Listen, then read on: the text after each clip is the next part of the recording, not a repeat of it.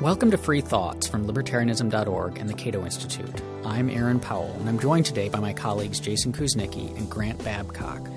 Today we're recording the first of a series on Murray Rothbard's 1982 book, The Ethics of Liberty. And this is the book where he attempts to set out his full moral theory of the state, his ethics of what liberty requires and what it prohibits government from doing. So this is his big statement of libertarian ethics.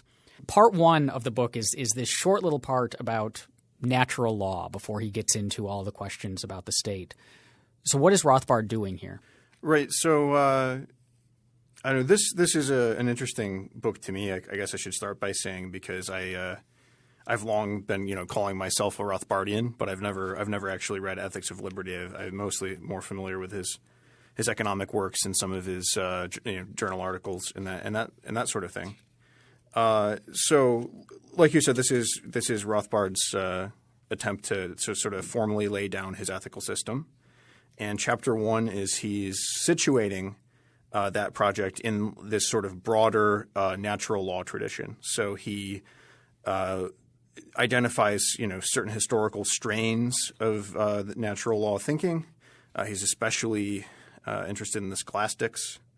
He says, "I'm not going to attempt to, lay down a full proof that natural law thinking is the right way to think about ethics, but I'll at least give you some context." And this is one of the interesting things in this book is that a lot of our criticisms, especially of this part one, a lot of things we're going to say are he didn't do a very good job of defending this, or he didn't work out this argument very much. And so he's telling us up front, that's not what I'm trying to do. I'm going to basically assume that these arguments have already been made or made well enough by others and just see where they go. Well, the fact is a lot of these arguments had been made in other books that his audience was likely to have read already.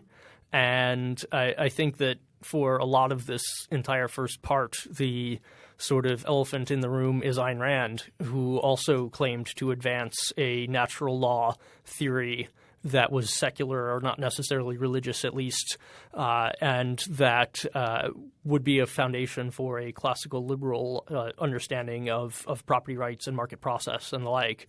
And I think Rothbard knew very well that just about everyone would have read Ayn Rand, and he seems to take that as a sort of background knowledge. And I don't believe even mentions her once in the text, but that has to be what he's relying on, I would say. What is natural law? We should probably get that out right up front before we go into the specifics of Rothbard's theories. What is natural law? How is it different from, say, other moral theories like utilitarianism? Well, first, I guess you have to distinguish natural law and natural rights, which are slightly different. So I think a lot of libertarians are familiar with natural rights thinking because we say, okay, well, these are the rights that we have as human beings that are, either God-given or discoverable by reason. But natural law is sort of a broader concept.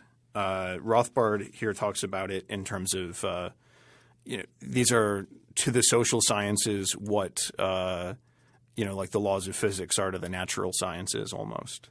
And that's a really, really strong claim. I mean, that's something that it seems like it's not necessarily so easy to justify, because I can readily agree that reason is a part of man's nature, but it doesn't seem quite so clear without doing a lot more explanation why reason is the part that should always control, or why reason is the essential. And that's something I felt like was kind of deficient in the text.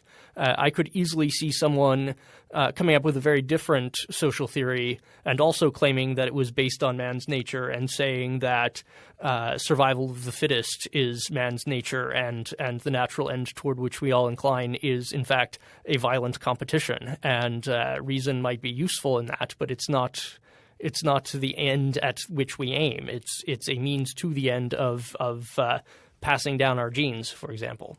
He does make the argument, and this is similar to something Rand says, that reason is, effectively infallible. That reason is a legitimate means. If we apply our reason, then we get at truths about the universe. That this is how we do it. Right. This is big R rationalism. So right? what reason do we have to think that that's true? Well, I don't know if we're going to solve the rationalism empiricism debate in an hour-long podcast, but I mean, it seems reasonable, right? Well, I mean, I would say that if we consider the alternative to reason, I think we find ourselves in a preferable place operating by reason. What I see as his real target here, though, is not necessarily rationalism and not necessarily rationalism and empiricism, but rather what he takes as the proper role of reason. He criticizes David Hume in particular for Hume's famous line that reason is the slave of the passions, and Rothbard wants to elevate reason to something much more than that. Now, he may be right about Hume saying this. He certainly is right about Hume saying this, but he is not right that all philosophy after Hume is in the same vein. It just is not true. The entire tradition of Kantian philosophy, for example, says that no, in fact, reason has certain objective laws to it, and that these have a foundation on which morality is built. That it's not necessarily in human nature, but it is in reason, and we can conform ourselves to reason if we choose. And if we want to be reasonable, then there are things that we are obliged to do. So then he moves on in the second chapter to argue that natural law is, in effect, a kind of science. It's facts about who we are, what we ought to do, that we can discover through reason. And he contrasts this with other methods, faith-based methods of discovering truths. So what do we think of that? I mean, he's certainly making more controversial claims in this chapter than he was in the first chapter, which was mostly just expositive. I guess on the very first page of this, I wrote in my margin. So Rothbard writes, if A, B, and C, etc., have different attributes, it follows immediately that they have different natures. And I wanted to know, the worry here seems to be not so much, do people have natures, right? Is there something we can posit of all humans that's, but it's essentialism about human nature, right? That like I could say that, I don't know, what's the thing we say is essential about human nature? Classical liberals often talk about, humans, they truck and barter, right? Well, that seems kind of silly and reductive to me. Like, someone who's an existentialist might say human nature, like, look, I can – and I can readily supply reasons to truck and barter that have nothing particular to do with nature. Right. And I can, in fact, say that I don't think that humans are by nature disposed to truck and barter, because if we were, then you would see humans doing that even at an incurred disutility. You would see them doing it even when it made no sense to do it, when it was economically disadvantageous to truck and barter. But we don't. We trade when we think we can get an advantage by trading. So that's not human nature. That may be reasonable, but that's not something that we do just because it's who we are. Well, this is where when he's pointing to some of the basics of human nature, he begins with things like we need to eat, right? And that these are just physical characteristics. If we don't get enough sustenance, we die.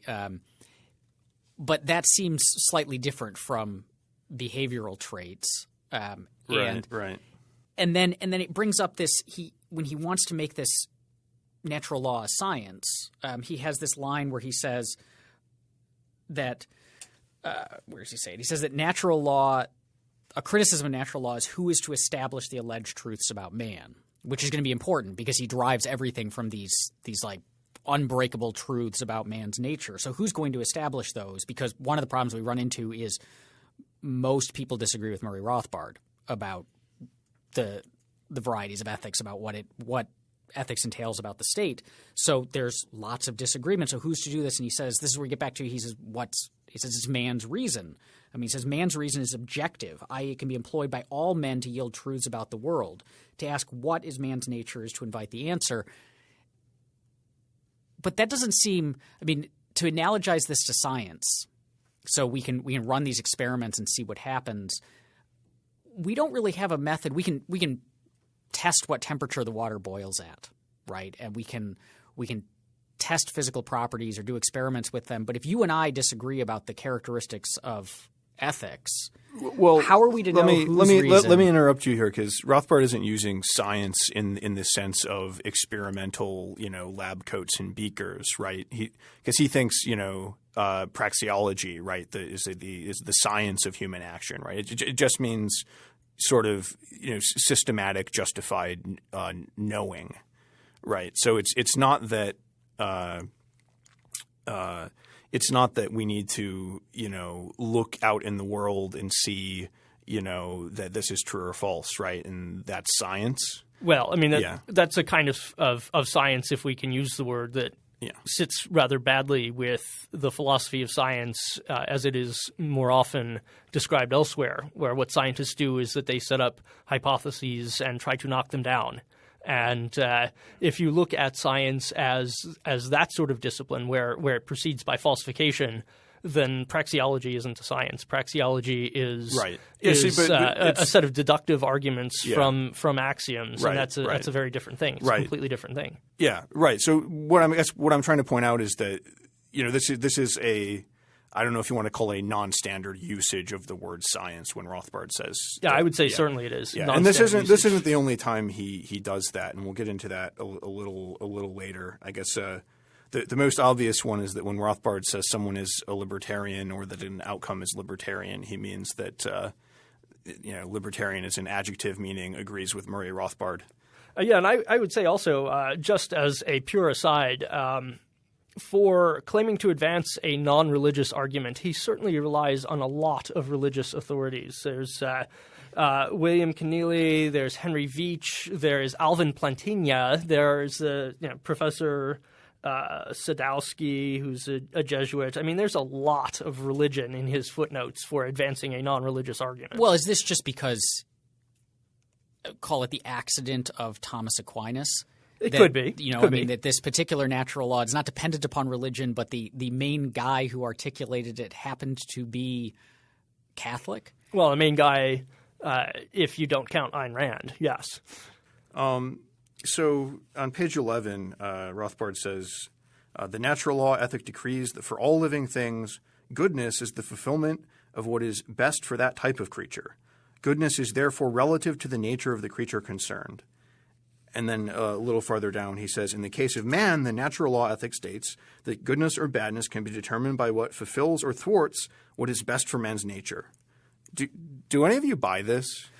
Well, this is – so later on he clarifies, because it's not exactly clear what that would even mean, because we've just taken a step backwards and said whatever is good is whatever is whatever best. Is good is whatever is good. I mean, this is circular. I mean, if I were to play David Hume here, I would be rolling around on the ground laughing at him. He's defined goodness by that which is good. I think it's actually worse than that, because I think he's equivocating about good, right? Because if we're talking, this is sort of who's the goodness of a hammer is how well it hits a nail, right? Who's that? Well, ultimately this is Aristotle. Aristotle, right. So so Aristotle says the virtue of a knife is cutting, right? But I don't say that a dull knife is an evil knife. I say it's a poor knife, right? Well, this is okay. So this is that's to some extent that's to misunderstand, because so for ethics for Aristotle and for the ancients was how to live well. Right. So you didn't necessarily need to bring in moral condemnation. A knife that doesn't cut is a bad knife. Yeah. It's not a good knife. We wouldn't call it an evil knife. Right. That's fine. I'm not saying, a person who doesn't live the way that a person ought to is a bad person. Right. I'm not saying Aristotle's making that equivocation. I'm saying that Rothbard is here where he's talking about, look, the what's good is what's depends on what advances man's end, right? I mean, I think one potential problem with making that kind of argument is when you point to, say, so on the one hand we point to the knife, and the knife is a tool that was created by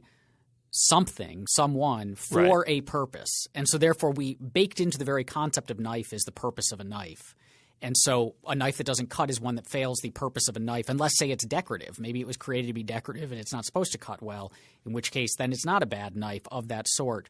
For animals, we might say, well, their purpose is simply to reproduce. That's what their genes are pushing them to do. So one that doesn't successfully reproduce is not a good example of its species. But neither one of those things seem to apply well to man. Right? Like man was, unless we import a divine creator, man was not created by something for a purpose. Right. And then we also, we're uncomfortable saying, well, the only purpose that you have in life is to reproduce. Well, because then, of course, people who don't reproduce are just bad. But it's trivially easy to look through history and find examples of good people who were childless. I mean, I can't say that George Washington was a bad person because he didn't have kids. He was a great person. The same could be said of Jesus. He didn't have any kids that we know about. He may have, but we don't know about them. And if he didn't, would that make him a less good person? That's a definition that clearly does not seem to accord with what we usually mean by someone being a good person. Could you potentially solve it by saying that there's a capacity level? So a knife that isn't used for cutting. I have a knife that's in the back of my drawer that I've never used to cut anything, but if I did, it would be really good at it, is a good knife.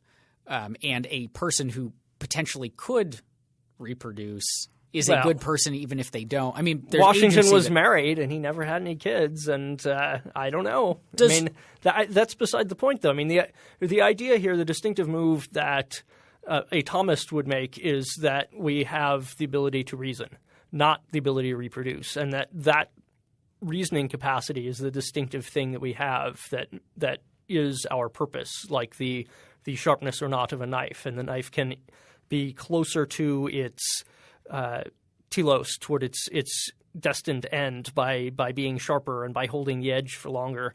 Humans similarly could be more in accord with their telos if they were more reasoning, or if they were more logical, or more devoted to reason, or practiced reason better.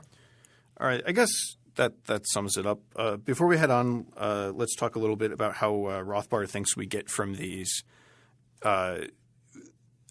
value-free statements about what man is to motivating normative statements about what man ought to be. So he says, Wilde asks a question crucial to all non-theological ethics. Why are such principles felt to be binding on me? And then he says, well, it's because, quoting Wilde, if I made no mistake in my tendential analysis of human nature, and if I understand myself, I must exemplify the tendency and must feel it subjectively as an imperative urge to action. And then he goes on to talk about Hume's is-ought thing, right? And in the footnote, he says, Hume, in fact, failed to prove that values cannot be derived from facts. It is frequently alleged that nothing can be in the conclusion of an argument which was not in one of the premises, and that therefore an ought conclusion cannot follow from descriptive premises, but a conclusion follows from both premises taken together. The ought need not be present in either one of the premises so long as it has been validly deduced. To say that it cannot be so deduced simply begs the question. See Philippa Foot, Virtues and Vices. And then he gives a page number. So, I mean, has Rothbard escaped Hume? I have my own preferred ways of escaping from Hume's difficulties. I don't find this necessarily so satisfying. It does not seem clear to me that we can derive an ought from a set of ises. It seems like that as well is somehow importing the ought inappropriately. Right. I would say. I mean, so how I like to put this when I'm talking to people who maybe aren't as familiar with philosophy is when you're trying to go from a nature to a normative system, right? About, well, people are this way, in fact, and therefore the way you ought to be is this, right? So in the movie The Matrix, there's the scene where Agent Smith, our antagonist, confronts Neo, played by Keanu Reeves, and he has this speech called I don't know what it's actually called, but I call it the Humanity is a Virus speech. Oh yeah. Right? And basically the point is that, Agent Smith is trying to make is that, hey, Neo, you think that humans are good and worthwhile and worth saving, but actually no. actually humanity is a virus that spreads and destroys, and we'd be better off without him. So if Agent Smith is right about humanity, then what's good for humans isn't good, right? So you're sort of smuggling in this assumption, that you probably can't if you're trying to do sort of a foundational ethics kind of move. Does that make sense?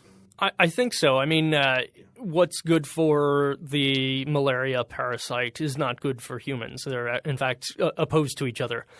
And of course, we're talking about humans. I mean, it would be dropping the context entirely to say that we're trying to find a universal good among different species. The question is what does the good consist of for us? Now, if I had been told by someone that my reasoning was defective on some point, I might, if I were a good person, carefully, soberly, calmly re-examine it and consider that I might be mistaken and perhaps come to a higher understanding of the problem or a better understanding of the problem. And one in this account of moral reasoning would say that I had gotten better. I'd improved. I had become, in a sense, a little bit of a better person. It's not clear to me that that's the best account. I would say that it is not clear to me, at least, that I have become more true to my nature. It might actually be my nature that I am unreasonable more often than I am reasonable, and that all of my distinctive moves in life are toward unreason, in which case I might not really be of the same type as you. I might look human, but I'm not really how do we decide that this is the essential of human nature? Right, my response to this would be to say that the decision to make this the essential of your nature is actually a voluntary one. We decide that we want to be reasonable, and then say how does one derive conclusions from that, which is not what a Thomist would say. That doesn't even get you where you want to go, because you've made ethics a hypothetical rather than a categorical imperative, right? That is the objection. But then if the imperative, the hypothetical imperative, is we ought to be reasonable, or if when you want to do ethics, you ought to be reasonable, that is if it counts as a hypothetical imperative, which is something that Nozick actually suggested in philosophical explanations. If that counts as a hypothetical imperative, then it's a pretty broad one. I mean, that's a really big, very all-encompassing hypothetical imperative, and it seems to exclude almost nothing because it's not if you stay outside of that hypothetical imperative, you can't have an argument. You can't even have a discussion. Chapter 3. Yeah. On natural law versus positive law. So this is where he's attacking the positive law notion that law is basically whatever we decide it is. That we create the law through our actions, and then there it is, versus the natural law, which is a process of discovery, that the law exists prior to us or exists outside of us, and we have to find out what it is. And he says, I highlighted this because this one of the things that Rothbard likes to do a lot is say there's in any given question there's only 2 or 3 possible answers, and then show that 1 or 2 of them leads to nonsense or is impossible in some way, and therefore the last one, which lines up with what Rothbard wants us to think, is the correct answer. And he does that here, and oftentimes when he does this, he's leaving out a lot of possibilities. You're talking about where the 3 legal principles Yes. a society can follow are traditional custom of the tribe or community, obeying arbitrary ad hoc will, and the use of man's reason in discovering the natural law. So and he says, in short, by slavish conformity to custom, by arbitrary whim, or by the use of man's reason. These are essentially the only possible ways for establishing positive law. So my sense is in almost every instance where he does this, he's missing other possibilities. So what possibilities is he missing here? The one that I just don't find this a very good picture of the world. I don't think that it's so easy to divide societies up into these three types and say this is a society that relies on reason, this is a society that relies on tradition. I don't think life works that way. I think even in the most traditionalist societies, at times someone has a new idea, and even in societies that are run by the arbitrary will of one individual, you can often find people who disagree. They might do it quietly. They might be in prison. But I don't know that this is really a good way of categorizing things. Well, I think I didn't have as much of a problem with this because I think all he's saying is like, look, broadly there's three ways of saying what the law is, right? And you could make reference to a lawgiver, which is B, which is he calls it the basically the arbitrary authority of some group of people. Okay. You could have a traditional custom, and he has common law in mind here, right? Or you could have natural law. And yet the common law is the product of lots and lots and lots of individual acts of reason. Right. It's really not that simple. Right. I mean, you can't decompose in this way. This was my reaction to it because I think, Grant, you've given us a charitable reading of those three, and I want to say it's not compatible with his then paraphrasing of himself with his in short, because he says in short by slavish conformity to custom, which is not the same thing as just respecting custom, by arbitrary whim or by the use of man's reason. And it's clear just by the language which ones he thinks is the best. Right.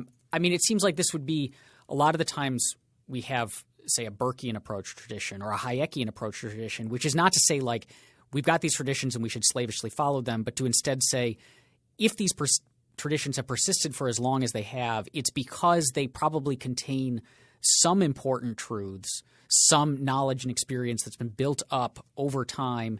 And so we can certainly use our reason to critique them, but we shouldn't just toss them out willy-nilly. We shouldn't simply ignore them or just whatever first idea comes to our mind, institute that instead, because we would be ignoring the generations of wisdom baked into these things.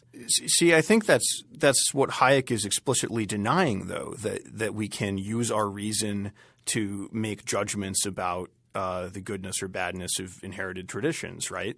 Like Hayek says, you can tinker around the edges and you should do it carefully, but he thinks that if you want to understand why this rule is the way it is, that's beyond the scope of human capability, and that position is what Rothbard's attacking here, right? I think that's what he's attacking. I'm not so confident that it's Hayek. I do think that Hayek leaves a significant space for individuals to act on what they believe to be true despite tradition or despite convention, and that this process is exactly what improves convention over time. And in fact, if you look closely enough at all of tradition and all of convention, it all came from something like that. But that's different than making rational judgments about the goodness or badness of traditional law, right? That's more of a naturalistic evolutionary approach, right? We have random mutations, which is people just trying stuff, right? And then some of them are, successful in that they replicate themselves and spread, right? Which is, but if we're trying to, and Hayek even says, look, I wouldn't say that a cockroach is good just because it's survived, right? It's not a random process, though. I mean, it's an attempt to redress flaws that over time emerge in traditional ways of doing things. So a good example of this would be the history of the equity courts, which were created first to try to redress problems that the common law seemed to validate or seemed to sanction, and that these courts were created to undo conclusions that were otherwise inexorable. And how? Through an articulation of a reason that could command common assent. Rothbard also wants to rule out basically anyone but a natural law theorist doing C, which is using man's reason to discover the natural law. And so what he seems to be saying is that unless you're doing natural law, the only way that you can organize society is by either slavishly following customs or being subject to the arbitrary whim of representatives of the state. But it certainly isn't unique to natural law to say we can use our reason to critique the legal system of the society we find ourselves in. I mean, a utilitarian can say, I've got this system of utility and it creates a certain ethics, and I can use my reason to look at that and see how it lines up and critique the law. That law is not utility maximizing, therefore by this standard outside of the law, I can say the law is good or bad, right? I think that's right. Yeah, somewhat later he takes a very odd swipe at utilitarians. This is in Chapter 9, to skip ahead just a little bit. He takes this swipe where he says, for the utilitarian who has no conception, let alone theory of justice, must fall back on the pragmatic ad hoc view that all titles to private property currently existing at any time must be treated as valid and accepted. So he would actually put the utilitarian into the category of a slavish follower of tradition, which is really odd to me because, first of all, I don't see utilitarians doing that in practice. They seem very happy, maybe more happy than I would like, to tinker with the traditional systems of land title. And second, that's not what they say that they're doing in terms of just theory. They don't claim to be traditionalists in theory. Bentham and Mill were pretty radical quite dudes. the opposite. They're quite the opposite of traditionalists. So it's I'm not sure that he really can account for utilitarianism in this system that he's developing. Yeah, I was confused by that too, but I actually figured it out. I solved the mystery. Explain. So in that section, this is page 52, footnote 2. He says, for an example of a justification of property rights, blah, blah, blah, see Mises in socialism. All right, so I got out Mises in socialism, and Mises makes almost exactly this argument that Rothbard is attributing to all utilitarians, right? So Mises starts out by dismissing the possibility of a social contract or of a natural law. He says, nonsense on stilts. He says necessarily you're going to have to pick a moment in time and say, okay, now, and then at that point you have the existing property relations, and we're no longer in a war of all against all, and we're just going to proceed according to this process, right? And he says that's justified because having the law is better than not having the law. And he says this idea that this objection that Rothbard makes that no, because you might be then perpetuating some unjust, holding of property by enshrining it in law. He says that's silly. You can't say that, by what standard, right? It's not illegal because there wasn't law before, right? Well, I quite agree with Rothbard on that, and either moral or technological progress can cause us to rethink property distinctions with good justification. So when people came to reject slavery as a moral evil, there was absolutely nothing wrong with rejecting the slave as property and saying, no, actually they're human beings and we've committed a terrible mistake. We've perpetrated an evil here, and we have to redress that. Or likewise with technology, where once we realized the value of the electromagnetic spectrum, we came to regard that as something that is best administered as a form of property or best viewed as a form of property, simply because otherwise it's not going to contribute to human well-being at all. So I agree with that, but I don't see how a utilitarian would disagree. I don't see how a utilitarian would be forced to say, well, no, we have to stick with the existing system. Well, I mean, Mises just says it, right? He says, we who only see the effect of law, which is to make peace, must realize that it could not have originated except through a recognition of the existing state of affairs, however that has arisen. Attempts to do otherwise would have renewed and perpetuated the struggle. Peace can come about only when we secure a momentary state of affairs from violent disturbance and make every future change dependent upon the consent of the person involved. This is the real significance of the protection of existing rights, which constitutes the kernel of all law, right? So, Mises is just massively wrong about this, right? I would have to disagree with him there. Yeah. I would have to disagree. So I think Grant's point, though, is that when Rothbard is attacking utilitarians, he is simply attacking Mises and assuming that Mises speaks for all utilitarians. And this, as far as a teaching moment goes, in general, one of the things that you need to be really careful about when you're reading works like this, works of political – I mean any sort of argumentative work, but if you're reading political philosophy, and especially if it's within your bubble, it's this is stuff that you're inclined to agree with, is when you come across an instance of the author saying here is a long intellectual tradition with lots of people who believe it, and it can be dismissed really easily, or they're simply mistaken here and it's totally silly and now we're done, I've refuted it, you should approach those claims with a huge amount of skepticism. Because if very smart, very educated people accept a theory, even if it's one you disagree with, and hold to it and have for a long time, then it's probably not something that can be dismissed in a sentence or two. And so it would benefit you greatly to go to the advocates of those theories and read them and try to understand what they're saying, because you'll often find out always. I mean, there are a lot of thinkers who are good at characterizing the arguments of the other side fairly, but we all have it's easy to be unfair to our opponents.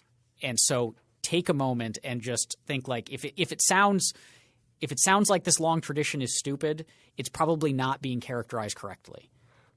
And what's more, that particular passage, the one that Grant read, is very strange for Mises, because Mises did support historical reforms. He did not say, well, there was a traditional system and everything since then that changed was wrong and we are not allowed to change anything now. There were things that he did support in the way of changes to how property was administered. So I'm not sure that maybe he was just having a bad day when he wrote that. I don't know. Yeah, the whole thing's bizarre to me. What Aaron said about maybe if you're trying to attack utilitarianism, don't substitute a few paragraphs from Mises for all of utilitarianism is a good rule. I'm curious as to why he makes this only footnote reference to Mises, right, when he's talking about the utilitarians, but he calls out explicitly Robert Lefebvre. Is that how you say that name later when he's talking about self-defense? Like, is this just does he have a bone to pick here? Because I wouldn't be surprised. I mean, Rothbard has lots of bones to pick, right? But and he didn't want to offend his teacher so he attacked utilitarianism instead.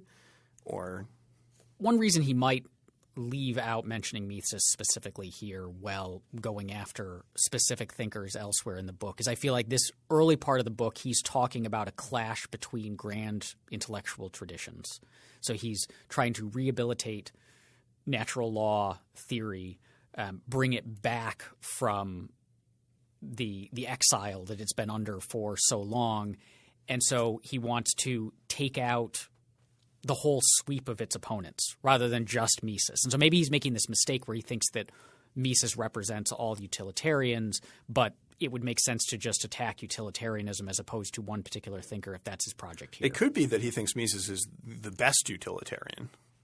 That's, I guess, a more charitable reading, and it's a thing he might actually believe. And yet I know some Austrians who would say Mises was not a utilitarian at all in any sense. So I don't know. Interestingly, Mises is not among those Austrians who thinks that, but I think you might be onto something. So then we move into we've established natural law and how we get at those rules, and so next he moves into what's really important for the project of the rest of the book, which is natural rights and how humans get at rights. And so he ends up defining rights. Later on, he says, we shall be speaking throughout this work of rights, in particular the rights of individuals to property in their persons and material objects. But how do we define rights? And then he quotes, as he often does, another thinker to fill in the definition. So in this case, it's a Professor Sadowski who says, when we say that one has a right to do certain things, we mean this and only this, that it would be immoral for another, alone or in combination, to stop him from doing this by the use of physical force or the threat thereof. We do not mean that any use a man makes of his property within the limits set forth is necessarily a moral one. And I think this is an important point right here that's worth mentioning because it comes up again and again. And as often, at least when I hear forms of what I'll call crude Rothbardianism, it gets forgotten, which is Rothbard is very clear that the arguments he makes in this book and when he places limits on what the state may do and what we have a right to do with our person and property, this is not necessarily what morality dictates. So he's clear that there are instances where we have a right to do something, and therefore the state cannot prohibit us from doing it. Well, but the it would state still or be, anyone else by or violence. anyone else, yes. Yeah. But it would be still morally impermissible for us to carry out that action. And I think that's an important qualifier throughout, because I get a sense, again, from kind of the crude Rothbardian notion that often there's this, if I have a right to do it, it's fine. Like that rights and moral permissibility mean the same thing. And Rothbard is clear that that's not the case. I would agree. I think that's a very important distinction to make. Another sort of side point on this definition is that I sometimes hear from crude opponents of natural rights that you have these proposed things that it would be wrong if somebody were to interfere with. Well, there's a problem with that claim being natural, because there's nothing in nature that would stop people from interfering. And so these rights claims they're not self-enforcing. Like, for example, the law of gravity. It's fatuous to say, well, obey gravity. It's the law. You don't talk that way. You don't talk that way because gravity just happens, and that's what nature is. And if it's not doing just like gravity, then it's not nature. And this is to my mind kind of it's a very poor argument, because first of all, humans are volitional creatures, and it's possible for a human who is conceivably quite similar to you but differently disposed to behave very, very differently. And then we have to ask whether that distinction is important, and clearly it is in terms of how we judge people. If I were slightly otherwise inclined, I might have been late to this podcast, and that would have been perhaps a minor moral failing on my part. Well, it's a major moral failing. Yeah. Okay. Well. Yeah. No, this objection you bring up it's one that annoys me too, because it just seems to strike me as just the mere gainsaying of the idea that there are moral truths independent of any mind. Yes. Right. And that's not an argument. That's just asserting the contrary and claiming you've refuted it. What do we make of Rothbard's claim in this chapter that the culmination of liberal natural rights theory he says it starts with Locke, but then it reaches its culmination in the 19th century works of Herbert Spencer and Lysander Spooner. Are they the peak of natural rights ethics? Those guys. I mean, I like both. I like both. Spooner. Well, I do too. Yeah. Yeah. I would like to think that maybe there will be still better arguments in this tradition in the future. It's one that I can't say I exactly belong to, but it is one that is often very productive and very interesting. So who knows? Okay, so then to move to the end of part one here, he has a short chapter about the task of political philosophy. And basically this is it's short, but it's mostly a vociferous and forceful restatement of his annoyance with these people who think that we're not describing that we should only describe human behavior rather than comparing it to an independent standard. And he has this sentence that I quite enjoyed. Let us then cast out the hobgoblins of Wertfreiheit, of positivism, of scientism, where Wertfreiheit is value neutralness. Rather than an exorcism, I think a better way of sort of dealing with these might be just to note that these people always, always, always sneak back to normativity in one way or another. Inevitably, they do. But what do you mean by that? Well, I mean, this is David Hume's famous claim that whenever someone proposes simply to set forth a neutral description of how ethics is, and there's a transition to ought. There's a mysterious transition to ought. A positivist still makes policy prescriptions and presumably still wants them to be carried out and to be value free. Well, that's a very difficult thing to do. It's a notoriously difficult thing to do. a lot of I don't want to endorse postmodern social theory, but a lot of postmodern social theory does aptly consist of pointing out that supposedly value-neutral science is in fact laden with values. Yeah, and then this is Rothbard's big gripe with Coase, right? He says, the Coasean conception of property rights is, claims to be scientific, but actually it's a moral one and an incorrect moral one, and that my own natural law conception of give us the property. thumbnail sketch of Coase. So Coase, he's famous for several things, but he's an economist, and one of the things he's famous for is this paper that says if you assume away transaction costs, then it doesn't matter at all where you assign the initial allocation of property rights, that you can just let people barter and they will arrive at some efficient outcome, right?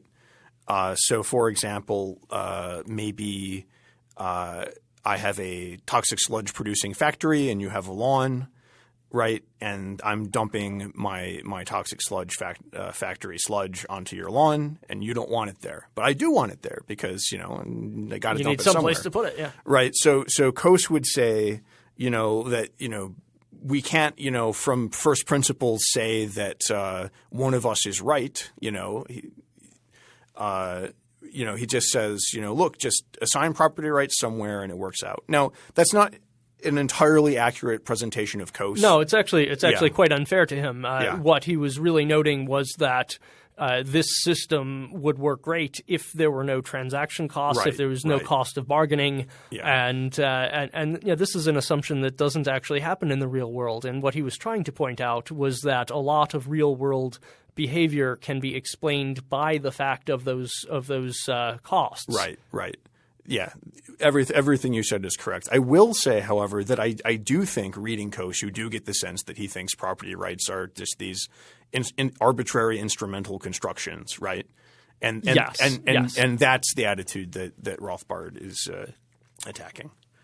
So that brings us to the end of part one of Ethics of Liberty, where Rothbard is sort of setting out, what the natural law is, its character and a bit of its contents. And then in part two, which we'll be continuing with in the future, he talks a little bit more about, sort of, first of all, filling in, how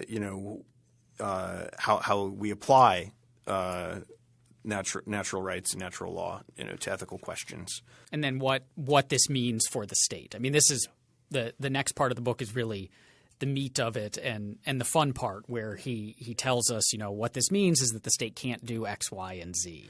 Yeah, I don't know, you may have gotten the impression listening today that I'm not a big fan of Rothbard. That's not true at all. Actually, I'm a huge fan of Rothbard. I'm a deontological anarchist libertarian. So I just eat this stuff up. I think maybe not all, but a large number of his conclusions about human liberty and about ethics are correct. That said, I think especially for someone like me, who is sympathetic to Rothbard's conclusions, you have to be careful to then not miss any sort of, I guess, jumps in logic, right?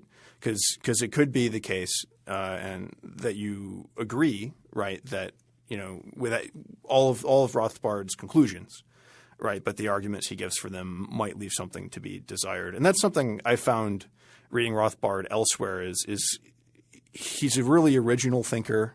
He sometimes is less rigorous than he should be. He sometimes is a little sloppy in the way he uses technical vocabulary, especially when he's going outside of his central area of expertise, which is economics. But that's not to say that his conclusions are necessarily false.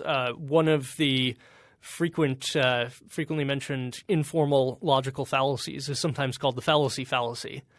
When you find a logically fallacious argument or even a factually fallacious argument leading up to a conclusion, we can't necessarily conclude from that the conclusion is false. It's just not yet supported. there are ways of refuting, but finding a logical fallacy or a defective argument is not necessarily one of them. It doesn't necessarily lead to rejection of the conclusion. The short version of that being it's possible to make a bad argument for a good conclusion. Exactly. In our next episode in this series, we'll be looking at part 2 of the Ethics of Liberty, where Rothbard begins to apply these ideas to more concrete political problems, including the nature of private property and exchange, land monopoly, self-defense, punishment, and all sorts of other fun topics. I hope you'll join us. Free Thoughts is produced by Evan Banks and Mark McDaniel. To learn more about libertarianism and the ideas that influence it, visit us on the web at www.libertarianism.org.